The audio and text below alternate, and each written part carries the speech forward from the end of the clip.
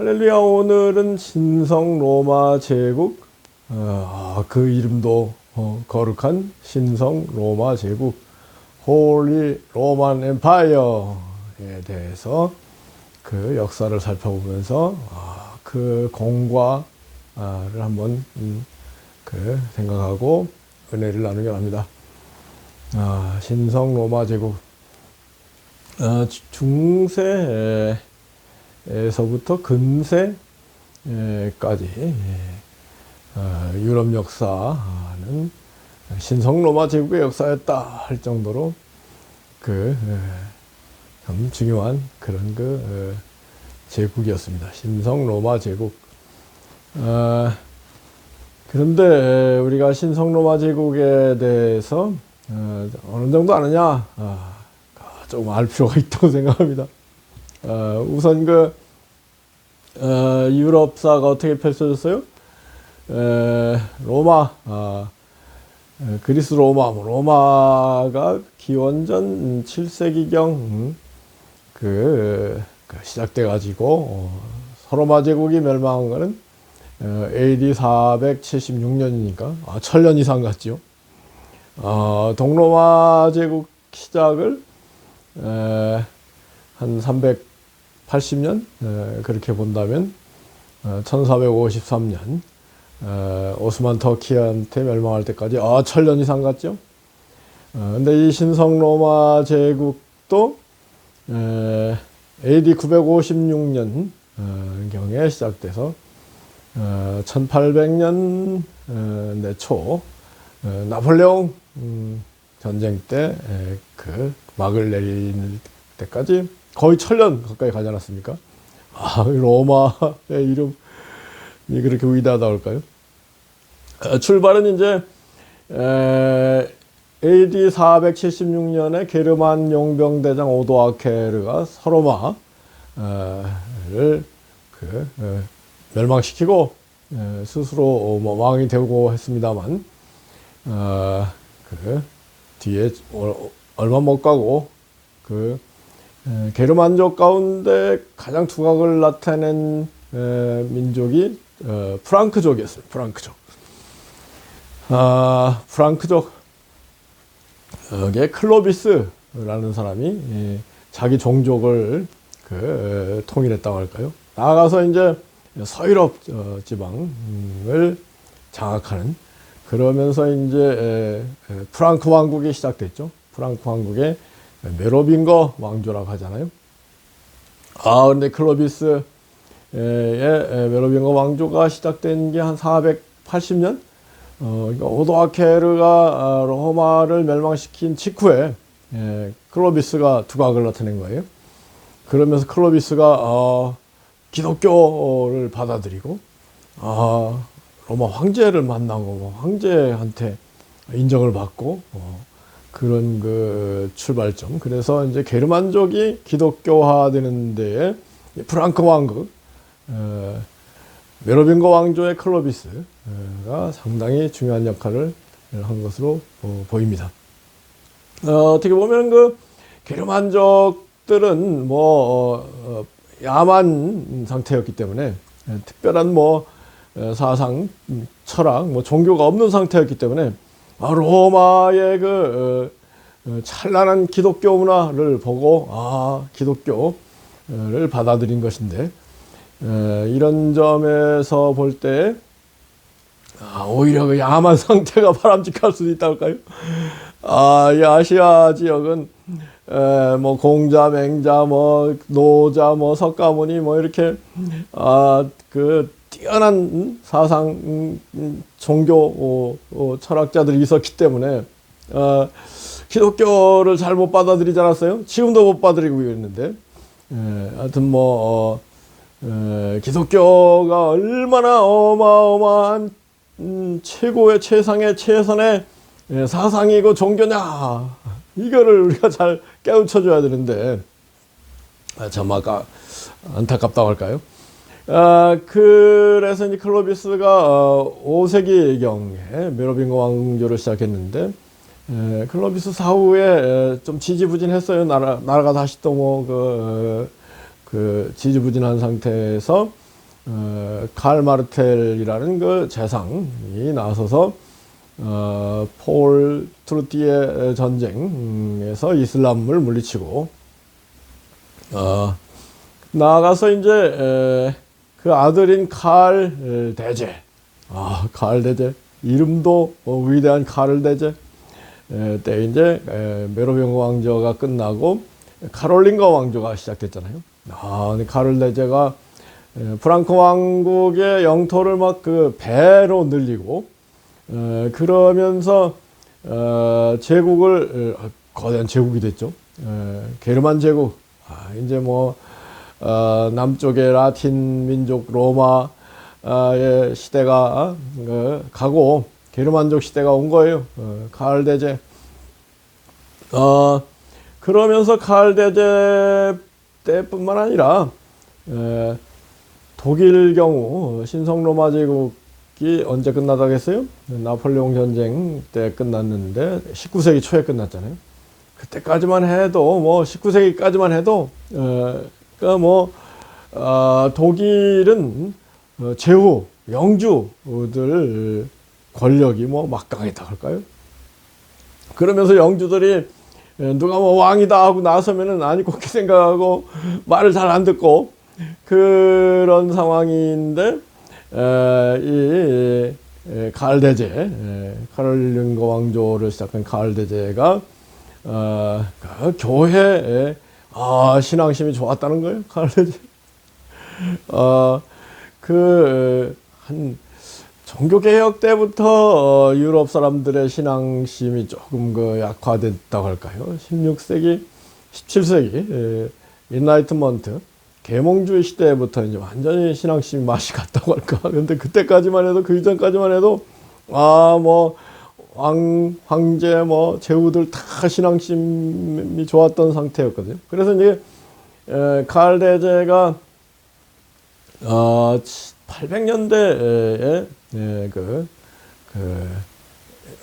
AD 800년 때 큰 왕국을 만들고 그리고 나서 이제 교황하고 손잡고 그 수도원 성당 주교 신부들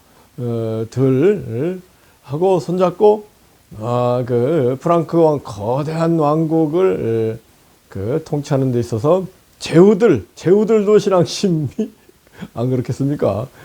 9세기 경만 해도 뭐 다 하나님이 전부다 그렇게 생각을 할 때니까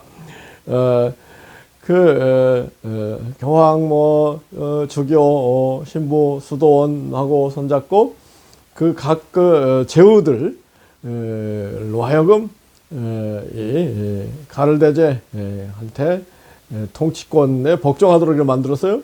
그러면서 이제 어떻게 했어요? 수도원이라든가 성당의 경제권을 화폐 주조권, 관세 부과권, 시장 개설권 이런 거를 주었어요. 그러니 막 수도원 교회 성당에 돈이 막 쏟아져 들어오니까 결국은 이게 나중에 문제가 되는 건데 하여튼 뭐 그러니까 칼 대제 이 이름도 위대한 칼 대제 프랑스에서 뭐라 그래요? 샤를마뉴 대제 영국에선 찰스 대제 그런 칼 대제를 에서 칼 대제가 교황하고 막 수도원 성당한테 영지도 땅도 나눠주고 막 권력도 주고 그러니까 로마의 교황이 막 좋아가지고 이 칼 대제를 로마의 아우구스투스다 황제다 딱 임명을 했다가 제관을 씌워줬다고 하잖아요. 그 이제 AD 800년인데 그 뒤에 이제 칼 대제 그 후손 150년 뒤 950년경에 이제 칼 대제 때 이제 아들이 셋이었는데 베르덩조의 아들 셋한테 동프랑크, 중프랑크, 서프랑크로 나뉘어졌어요. 그러면서 이제 동프랑크의 혁혁한 위대한 왕이 또 오토 1세 대제가 동프랑크가 패권을 유럽의 패권을 줬다 할까요? 그런데 이제 동로마 황제, 동로마 비잔틴 제국이죠. 콘스탄티노폴리스 쪽에 있는 동로마 황제가 이슬람의 영향을 받았을 거예요. 이거 우상, 성상 이런 거 때려 부숴라 성상 파괴령을 내리니까 서로마 교황이 아이고 우리는 이 그림하고 성상 가지고 전도를 할 수밖에 없습니다. 그러고 이제 거부했단 말이에요. 그러니까 동로마 황제가 내 말 안 들어 그러고 어떻게 했어요? 그 로마 근처에 있던 롬바르디아 롬바르디아 게르만 일파인데 거기한테 시켜가지고 야 그 교황 좀 혼내줘라 그랬어요. 그러니까 이제 교황이 이거 그때 이제 동프랑크 왕이 오토 1세였습니다. 오토 1세한테 이거 우리를 보호해 주세요. 그래서 오토 1세가 내려가서 롬바르디아 게르만 왕국을 쳐서 물리치고 그리고 로마 교황한테 이태리 중간을 뚝 떼서 그 땅을 영지를 교황령으로 줬어요. 그러니까 막 교황이 막 신이 나가지고 당신을 신성 로마 제국의 황제로 임명합니다. 그 제관을 씌워. 그래서 이게 AD 956년 오토 1세가 이 신성 로마 제국 황제가 된 이래로 그 신성 로마 제국이 시작된 거예요. 그리고 나서 이제 11세기 1000년대가 됐는데 11세기 그러니까 1000년부터 1050년까지 이 신성 로마 제국의 후계자 황제가 그 하인리 2세 3세 하인리 3세가 신성 로마 제국의 황제가 되는데 이 하인리 3세 11세기 전반기의 이 하인리 3세 정말 신앙심도 확실할 뿐만 아니라 학식도 뛰어났다는 거죠. 그래가지고 이 교회가 타락하는 교회가 막 부귀영화를 누리게 되니까 어떻게 했어요? 신부들이 교회를 세습시켰단 말이에요. 그리고 막 교직을 주교 신부 이런 걸 사고 팔고 그랬어요. 이게 영적으로 말이 안 되잖아요. 이걸 딱 하인리 3세가 이거 정화해야 되겠다. 맞는 생각 아닙니까? 그래서 하인리 3세가 군대를 보내서 이제 교직 매매 금지, 그 다음에 성직자 결혼 금지. 그러면서 가톨릭이 독신제가 그때부터 확립된 거라고 하니까 이 전 하인리 3세가 참 위대한 제왕이었다고 생각합니다. 하인리 3세가 그 일을 하면서 또 교황 쪽에서 반발하니까 군대를 이끌고 가서 로마 시내를 정복하고 교황을 막 갈아치웠어요. 교황을 3사람이나 바꿨다든가요. 그러니까 하인리 3세 때 위대한 왕권 세속의 군주가 나타나면은 교권이 또 약화되는 거예요. 그래가지고 하인리 3세가 교황을 3사람이나 바꾸고 자기가 좋아하는 사람을 교황으로 세웠다. 그런 역사가 흘러갔죠. 근데 이제 하인리 3세가 죽고 난 다음에 그 아들이 바로 그 유명한 또 하인리 4세였습니다. 하인리 4세가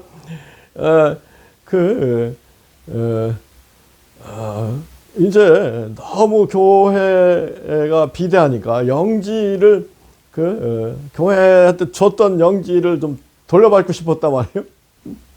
그러니까 그때 또 이제 교황이 이제 그레고리 7세라고 이제 하인리 3세 11세기 초에 하인리 3세가 어떻게 했어요?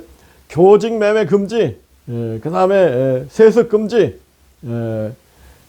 결혼 금지 그랬단 말이에요. 그러면서 이제 수도원 원래부터 결혼 안 했으니까 수도원 클루니 수도원이라고 아주 경건한 수도원 출신들이 교황이 된 건데 그 교황이 그레고리 7세였어요. 그러니까 그레고리 7세가 그 독신이 되면서 천하 그 교계 영계 를 이렇게 바로잡고 그러고 있으려고 하는데 이 하이니 4세가 야 이제는 우리 왕권이 강력해져 가지고 제후들이 내 말을 듣지 않겠느냐 생각하면서 그 교황하고 대립을 해서 영지를 돌려주고 교직 임명권을 내가 하겠소 행사하겠소. 그러니까 그레고리 7세가 그럴 수 없어 해가지고 이제 하이니 4세를 파문했다는 거 아니에요.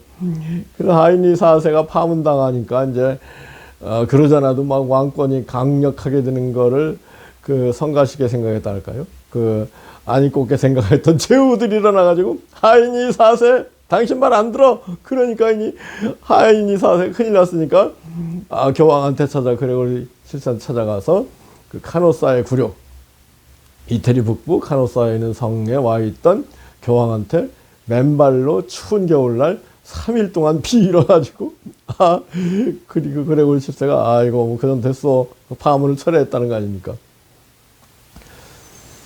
여하튼 이 신성로마 제국의 역사를 보면은 이렇게 황제들이 교황하고 잘 협력해서 신앙심을 잘 사람들이 믿도록 만드는 그런 때가 있었던가 하면은 황제가 교황을 견제하고 막 교황을 폐위하고 그런 경우가 있었고 또 뭐예요? 교황이 또 막 황제를 파문하고 그런 파문이라는 거는 저 사람 죽여도 좋다 뭐 그런 의미가 있었다는 것 같죠. 그러니까 수 틀리면 막 황제들이 군대 끌고 가서 교황 막 폐위시키고 교황도 수 틀리면은 황제를 파문시키고 막 그러니까 이 뭔가 영적인 가마력을 통해서 서로 협상을 외교를 통해서 이런 문제를 정리하기보다는 우격다짐식으로 중세 역사가 흘러간 거예요. 그런데 이제 하이니 3세가 카노사의 굴욕을 겪은 뒤에 또 한 번 제후들을 잘 요리한 뒤에 이번에는 하이니 4세가 교황 그레고리 7세를 폐위를 시키니까 고발하고 했다가 그러니까 그러고 나서 그레고리 7세가 금방 죽고 우르반 2세 이 11세기 후반에 십자군을 일으킨 위대한 교황이 또 우르반 2세였는데 우르반 2세가 저거 하이니 4세 저렇게 함부로 교황을 대하고 성직자들 대하는 거 이거 말이 되느냐 그래서 하이니 4세 아들 하이니 5세를 시켜가지고 아들을 시켜서 반란을 일으켜가지고 아이고 하이니 4세를 폐위시키고 그런 일이 벌어진 거예요. 이런 역사의 흐름을 본다면은 교회에 부귀영화, 돈, 물질이 쏟아져 들어오면 타락할 가능성이 높아지는 거 아니겠습니까? 그랬을 때 교직 매매가 이루어지고 세습이 이루어지고 그런 문제가 있는 건데 지금 우리나라 개신교의 문제 가운데 교회 세습, 교차 세습 뭐 이런 것도 있다는 거예요. 이런 거에 대해서 어떤 교수들은 그거 일종의 성직 매매다 뭐 그렇게 얘기를 하고 있더라고요. 예컨대 불신 사람들 보기에는 그거 정말 무슨 재벌이나 세습하고 김일성 왕조나 세습하는 거지 지금 21세기에 무슨 세습이냐. 그래서 일반인들도 우습게 생각하고 교회 안에서도 의식 있는 사람들이 저건 저래서 안 되는 거 아니냐.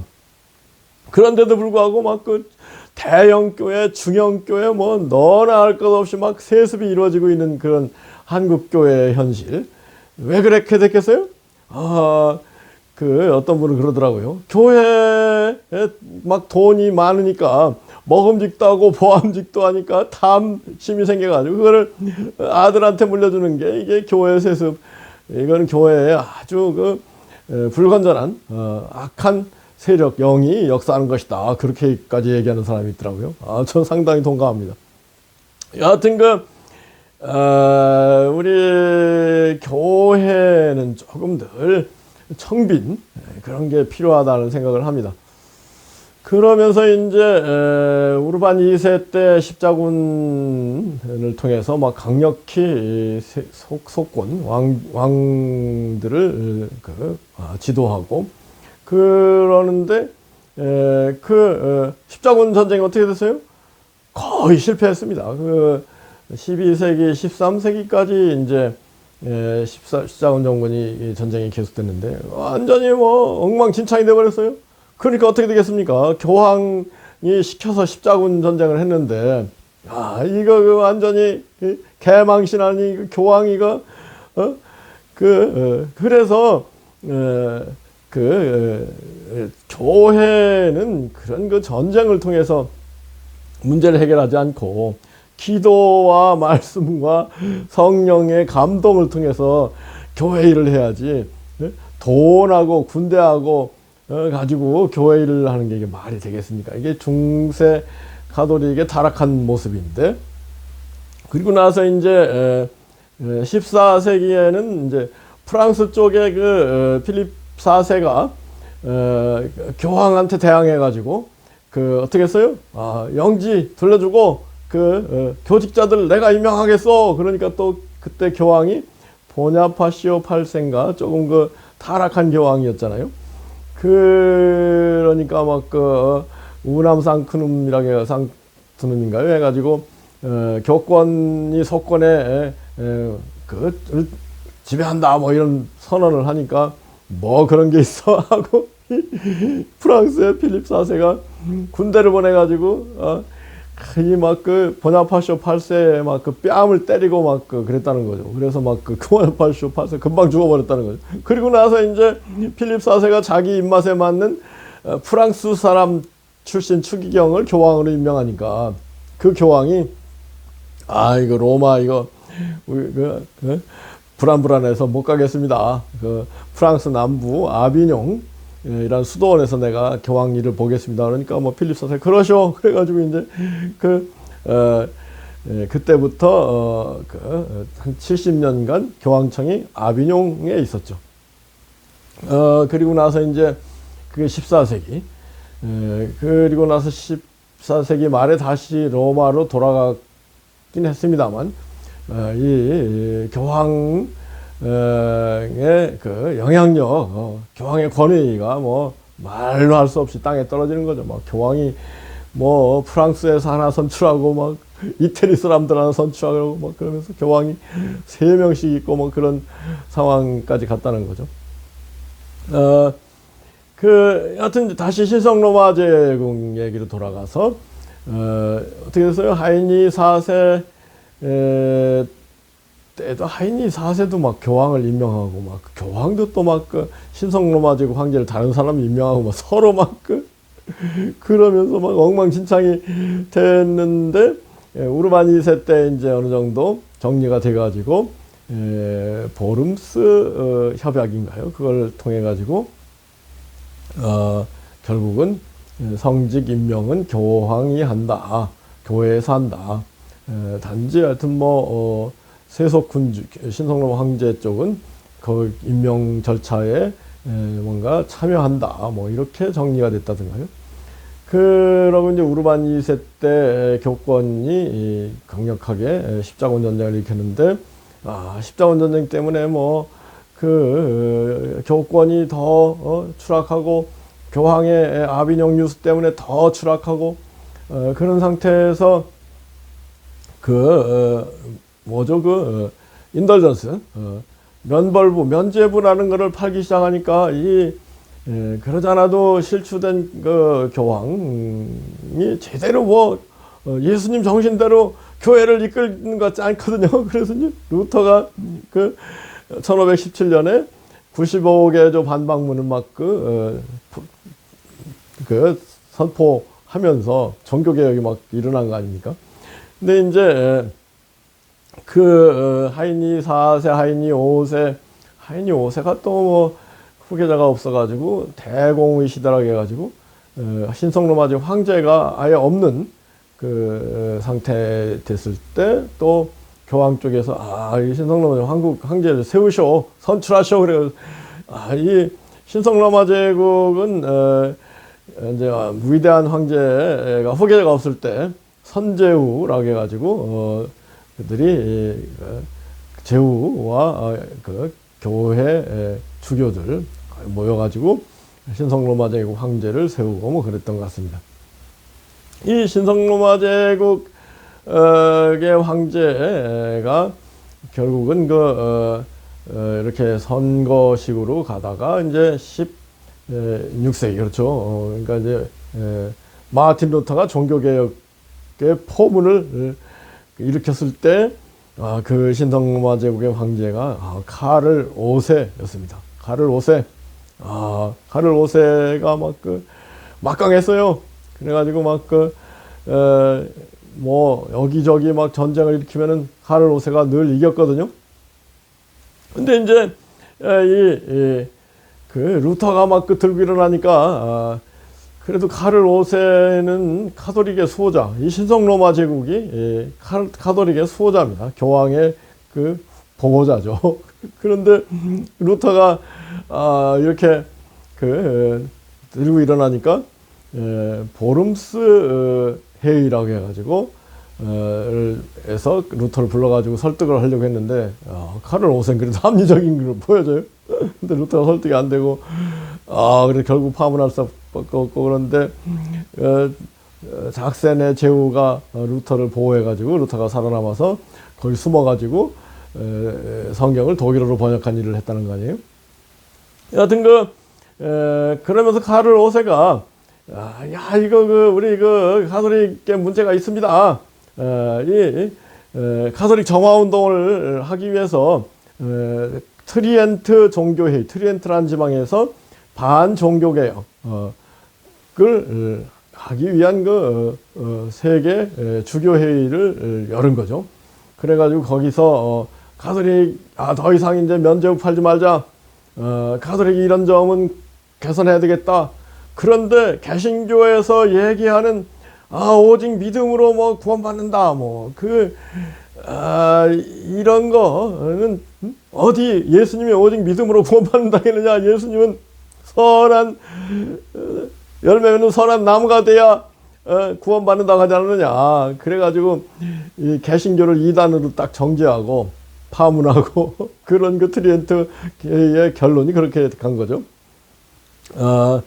그 다음에 이제 신성로마 제국 카를 5세가 이제 정리를 잘한 셈이죠. 그 뒤에 이제 카를 5세도 후계자 문제가 있었던 것 같아요. 그러면서 루돌프 일세가 선제후들에 의해서 황제가 되는데 루돌프 1세의 후손들이 왕가를 이룬 게 합스부르크 왕가. 중세부터 근대 1차 대전에 의해서 합스부르크 왕가가 망하기까지. 그러니까 한 1600년부터 1900년까지 300년을 유럽을 좌우한 나라가 왕가가 이 합스부르크 왕가였습니다. 이 신성로마 제국의 황제 겸 오스트리아 왕 합스부르크 왕가가 유럽을 좌우하고 합스부르크 왕가가 가장 강력할 때는 스페인 프랑스를 제외한 나라들 신성로마 제국의 황제를 겸했으니까 스페인, 독일, 네덜란드, 동유럽까지 오스트리아 를 합스부르크 왕가가 좌우한 그런 시대가 한 2, 300년 간 거죠. 그런데 이제 합스부르크 왕가가 이제 이렇게 상당히 문화 정책도 펼치고 그랬는데, 종교개혁 16세기에 이제 우리 신앙에 관해서 우리 할 얘기는 하면서 삽시다. 이게 종교개혁 아닙니까? 뭐 성직자도 잘못한 건 잘못했다고 얘기합시다. 이러면서 이제 그 16세기에 이제 근대가 시작됐다고 할까요? 이게 이제 좀 더 나아가서 17세기에 이제 과학의 시대가 왔어요. 이 아이작 뉴턴이 중력의 법칙을 비롯해서 이 우주가 그냥 대충 우연히 있는 게 아니고 이 법칙 가운데 있다. 이 법칙이야말로 하나님의 존재의 확실한 증거다.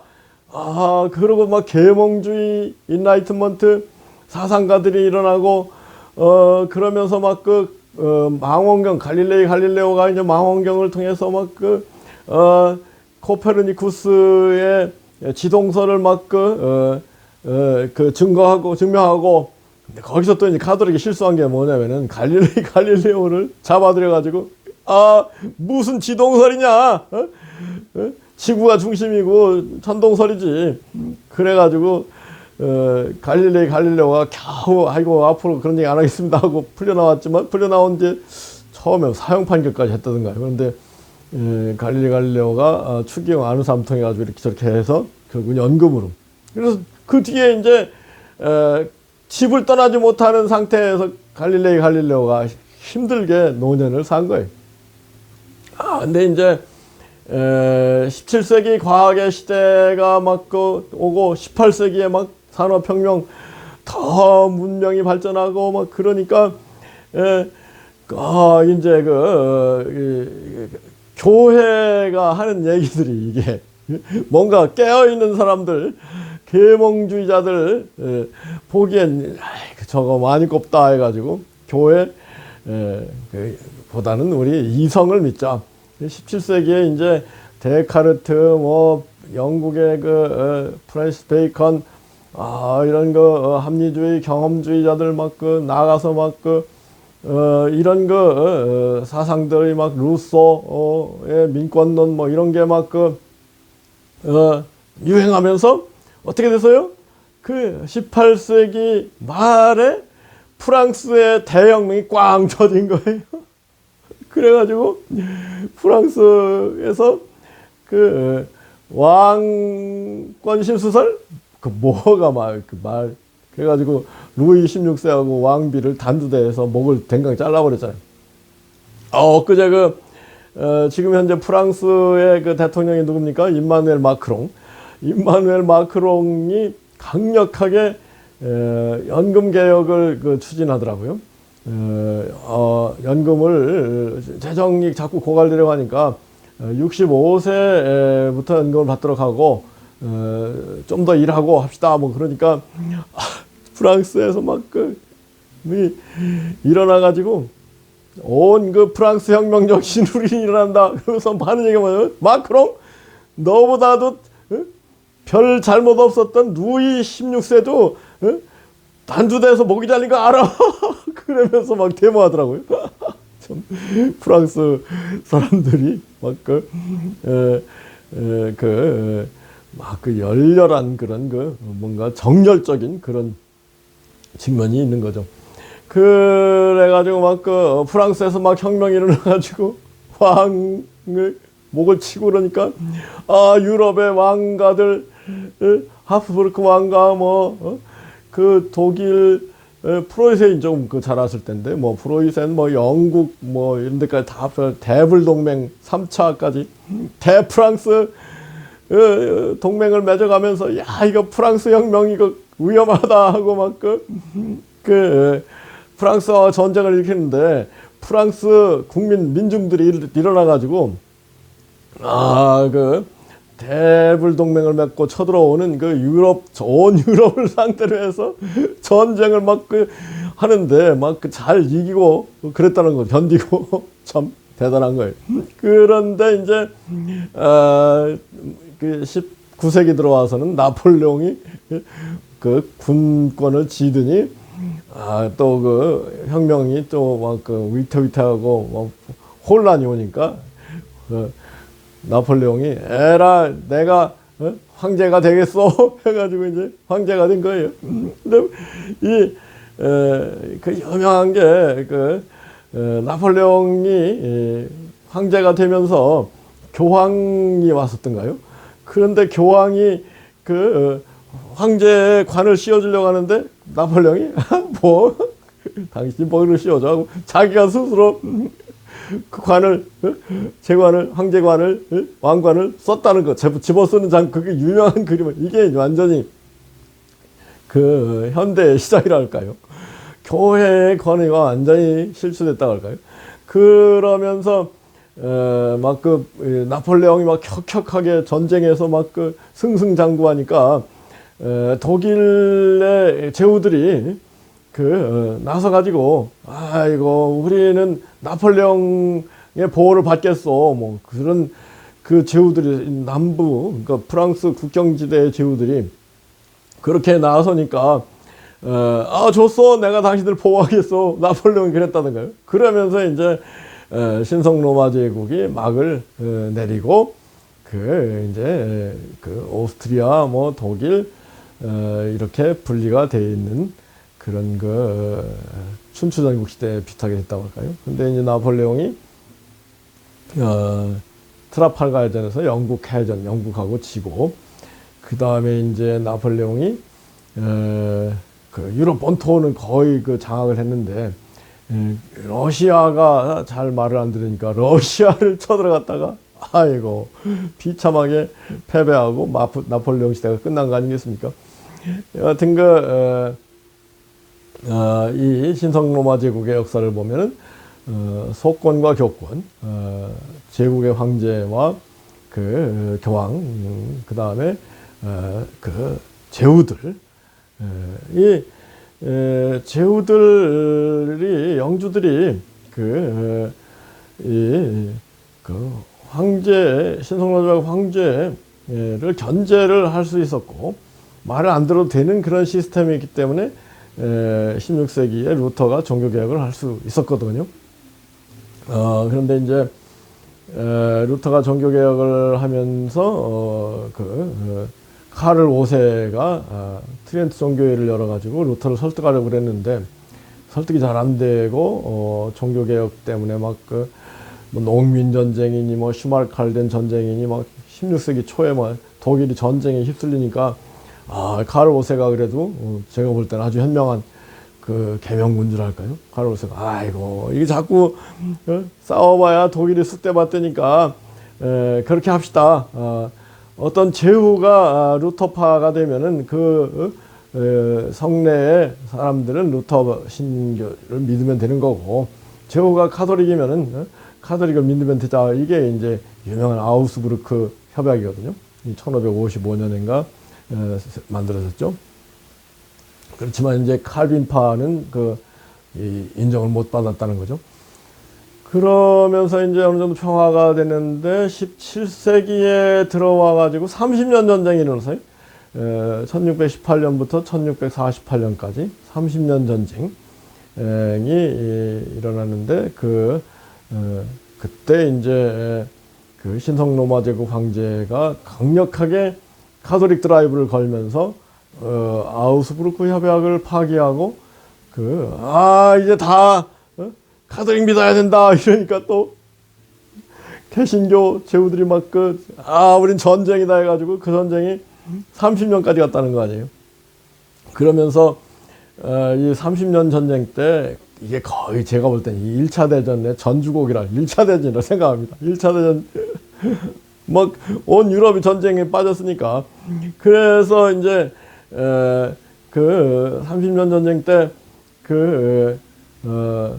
프랑스는 카톨릭 국가인데도 불구하고 우리는 신성 로마 제국 황제 싫어 교황 싫어 그래가지고 개신교 쪽을 도와서 전쟁을 했는데 막 30년 전쟁하면 독일이 쑥대밭이 되었어요. 독일의 인구의 4분의 1이 전사 죽었다든가요. 완전히 독일이 그 뒤에 그 19세기 말에 프로이센에 의해서 독일 제국이 제2제국이죠. 성립할 때까지 한 150년 이상 뭐 비참하게 그 독일이 흘러갔어요.